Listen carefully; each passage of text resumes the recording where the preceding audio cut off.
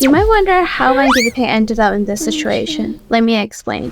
Remember this vlog when Coffee was chasing Pancake, our baby guinea pig, and this video of Mochi chasing Pancake, and this one just weeks before both the guinea pigs chasing Pancake?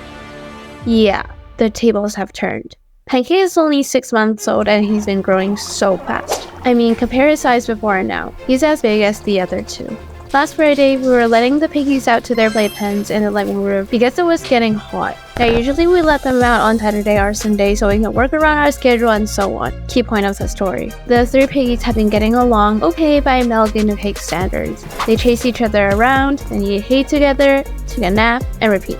And yesterday was similar but a little bit different. Instead of Mochi and Coffee doing most of the chasing, Pancake was doing it. But they still went through the cycle of chase, eat, and sleep. A few hours into being in the playpen, I had to go out for 2 hours. We thought, okay, my sister hasn't finished cleaning their cages, it was her turn this week, and it's 25 degrees. Which if you watched my video on how to keep your piggies cool in the summer, the temperature is too hot. Besides, the piggies have been getting along fairly well in the past, like 2 months? It should be fine, right? Unfortunately, I was wrong. I could have used something to separate the potato chip for balls when I was away for 2 hours, but I didn't.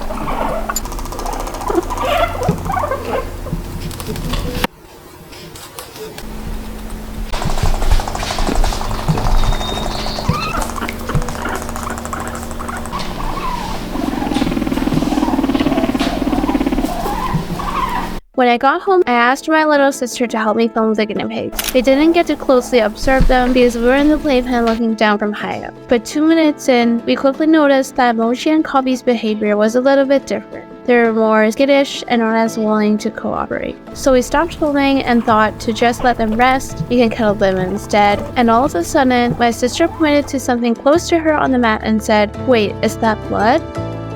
I looked over to where she was pointing and sure enough, it was.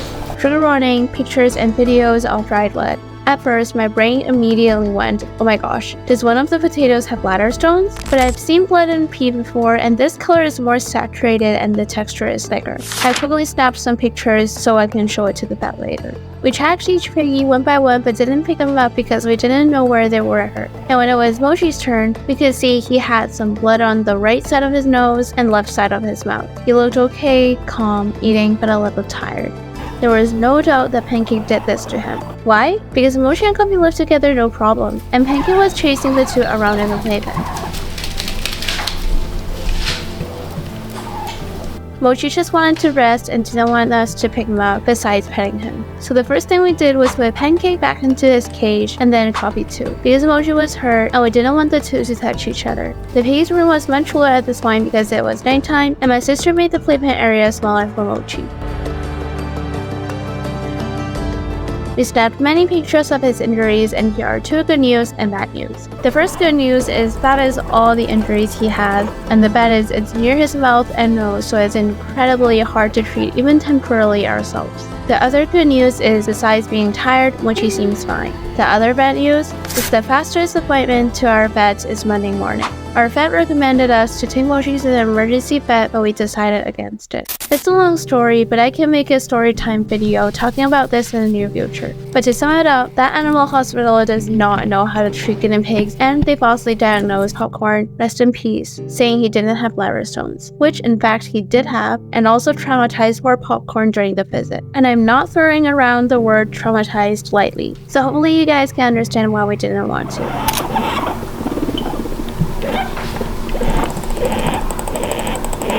We booked the earliest appointment Monday morning, and after beating myself up at night, the next morning came. Thankfully, on Saturday, things seemed to be better. Mochi seemed to be fully back to his usual self, and we're still cautious because guinea pigs are good at hiding pain.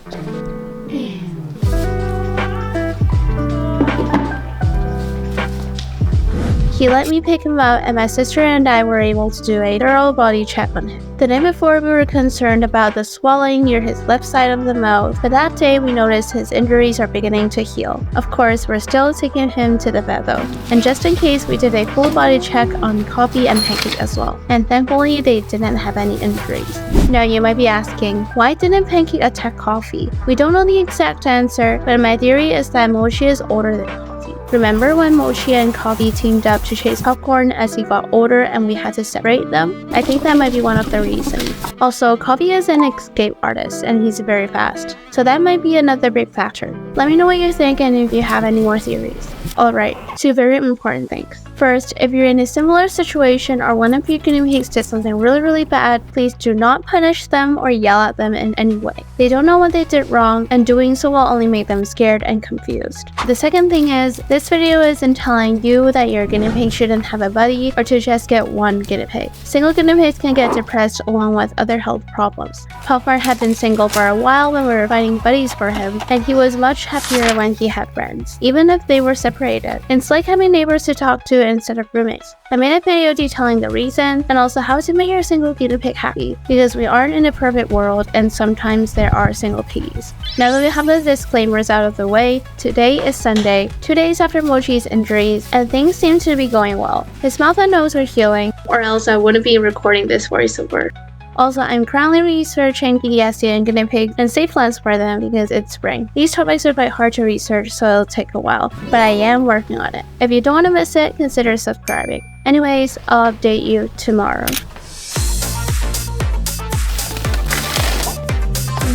These are in here.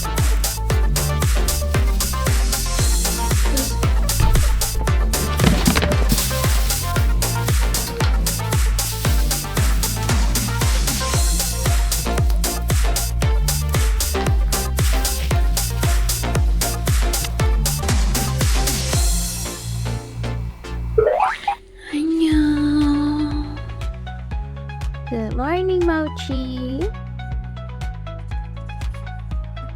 Are you ready? Okay, Mochi is set. I'll see you guys later. So I have news. I got a text at noon saying that the vet called and said Mochi is doing fine. It says he won't be given any topical medication because his injuries were very close to his mouth and nose, but he will be on antibiotics. Mochi needs to go back to the doctor and check up again after a week. The vet also said that he's doing so well that after the checkup, he was munching on hay and quote, without a care in the world.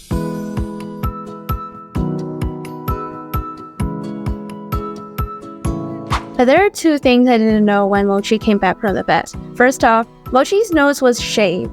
I know, right? I've heard of shaving a guinea pig's fur, like their tummy or even their sides, but his nose? That was the first for me. Now he's got a cute little bald patch on his nose. Don't worry though, the fur will grow back soon. As for his mouth, it looked swollen at first, remember? And I was really concerned. Turns out it was just some blood that has dried up, so nothing to worry about there either. And also, the vet clarified that Mochi's injuries weren't from being scratched or clawed by Pancake. It was way more intense. Pancake actually bit him like a tiny fur shark. Mochi was prescribed some medication to help him out. First there's meloxicam, which helps with pain relief. Then there's trimethoprim, if I'm pronouncing that right. It just prevents inflammation. Lastly, we have another medication that we apply directly on Mochi. The directions said to mix a little bit of water using a thick syringe. The ratio is 1 part medicine and 10 parts water, and that was what we did.